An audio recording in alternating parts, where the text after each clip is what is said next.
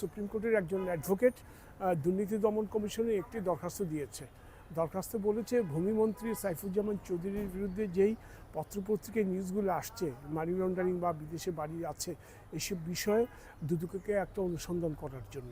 তো এই চিঠিটি দুদক রিসিভ করেছে এবং রিসিভ করে তার নিয়ম অনুযায়ী, রীতি অনুযায়ী যেভাবে করা সেভাবেই কাজ করছে। ইন দি মিন টাইম আজকে আমরা একটা রিট পিটিশন একটা কপি পেয়েছি। সেই রিট পিটিশন করেছে দুদক নিষ্ক্রিয় কেন, এবং এই ব্যাপারে দুদকের একটা অনুসন্ধান কার্য শুরু করার জন্য সে আদালতের কাছে নির্দেশনা চেয়েছে।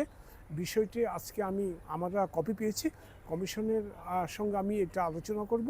কমিশনের সঙ্গে আলোচনা করে আমরা রিটের প্রতিদ্বন্দ্বিতা করব।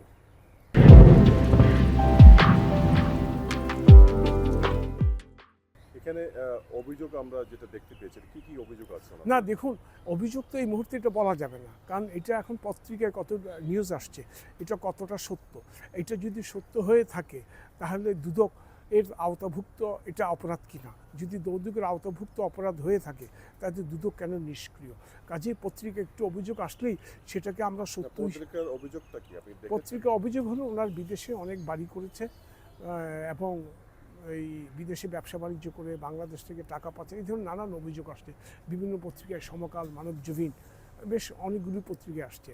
যে আমাদের কথা হলো দুর্নীতি দমন কমিশন কোনো অভিযোগের যদি দরখাস্ত পায় সেটা খতিয়ে দেখে, এবং যেসব পত্রিকার ভিত্তিতে অভিযোগগুলি আসে সেই পত্রিকার সত্যতা, নিউজের কতটুকু সঠিক সেটাও যাচাই বাছাই করে দেখে। তখন যাচাই বাছাই করে এটা কমিশন সিদ্ধান্ত নেবে। আর যেহেতু হাইকোর্ট ডিভিশনে চলে আসছে, হাইকোর্ট ডিভিশনে আমরা আমাদের বক্তব্যগুলো যেগুলো আপনাকে বললাম সেগুলো আমরা উপস্থাপন করব। একটা বিষয় দেখা গেছে যে বেশ কিছু মামলা আমরা সম্প্রতি দেখেছি যে একটা মামলা আপিল বিভাগে গিয়ে এক ধরনের আদেশ হয়েছে, যেটা হাইকোর্টের না দেখুন, আমি একটু বলি, হাইকোর্টও কয়েকদিন দেখা যাচ্ছে যে আপিল বিভাগের একটা আদেশের সূত্র ধরে আরেকটা, সেটা হলো অ্যাসালম গ্রুপের। আবেদনটাও তো অনেকটা এরকমই। না, এই আবেদনটা একটু ডিফারেন্ট। অ্যাসালম গ্রুপের ছিল একটা সুমো টুডুল ইস্যু করেছে, ব্যারিস্টার সাইদুল হক সুমন একটি পত্রিকা দেখিয়েছে তার সূত্র ধরে। এখন সুপ্রিম কোর্টের আপিল বিভাগ যে কারণে সুমো টুডুল খারিজ করে দিল, সেখানে বললো যিনি বিক্ষুব্ধ ব্যক্তি উনি দুর্নীতি দমন কমিশনে একটি দরখাস্ত দিতে পারতেন, উনি দরখাস্ত দিয়ে আসতে পারতেন। দরখাস্ত ছাড়াই হাইকোর্ট এইটা করা ঠিক হয়নি, কারণ দুর্নীতি দমন কমিশন আইন বিধিমালাতেও আছে কোনো ব্যক্তি যদি বিক্ষুব্ধ হয় কমিশন সে একটা দরখাস্ত দিতে পারে। দরখাস্ত দেওয়ার পরে যদি কমিশন নিষ্ক্রিয় থাকে তখন সে আসতে পারে।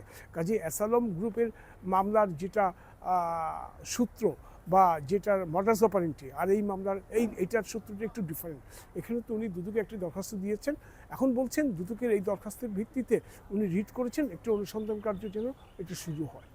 তাহলে কি দুদকে উনি চিঠি দিয়েছেন, সেখানে কোনো পদক্ষেপ দেখতে পাননি উনি? না, এটা ওনার ভাষায়, এটা ওনার ভাষায়।